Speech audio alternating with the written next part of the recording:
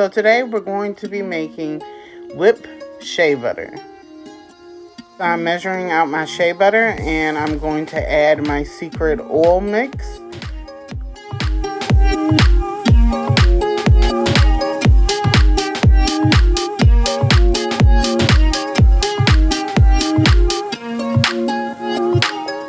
So I've let it blend for a while, and I'm just going to start adding in some humectant and some preservatives and some more oil.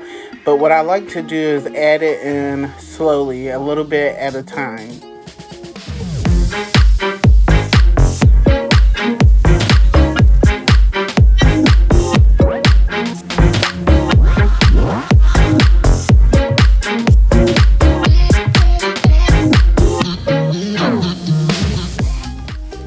So now I'm adding more preservative just to make sure that if any water gets into the shea butter while the customer has it, that it won't mold or grow bacteria. I'm also going to add in a tad bit more of my special blended oil.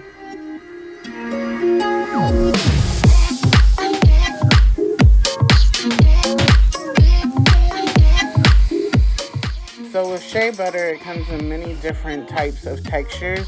This is more of a creamy whip texture, so I'm going to let it mix for a while because I would like to get that airy wisp feeling to it.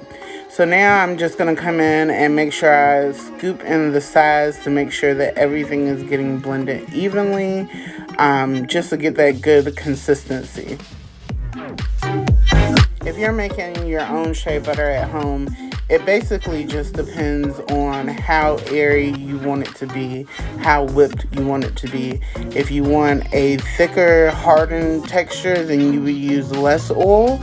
And if you want a more whipped texture, you would use more oil. So if you notice in the beginning, I only use a small amount of shea butter, and that's because as you mix more additives into your shea butter, it begins to double in size. So you kind of want to monitor how much you're making because you don't want to overflow your bowl.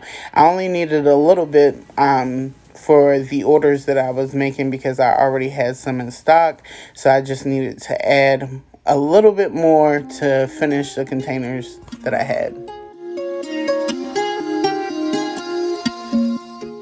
Right now I'm adding just a tad bit of color because I want the color to be a little bit peachy pink like a rose. The color that I'm using is safe for skin. It's also safe for lotions and shea butters and things of that sort. So now I am adding a color additive which is safe for the skin. It's good to use in products like this. I just want to add a little bit of color, so I'm only going to add a little bit to the mix. Making shea butter is very easy. It is just a very time-consuming process. It took me over 12 hours to make this and then package it, and it's, like I said, very easy. It is just very time-consuming. Now we have the final product and packaging.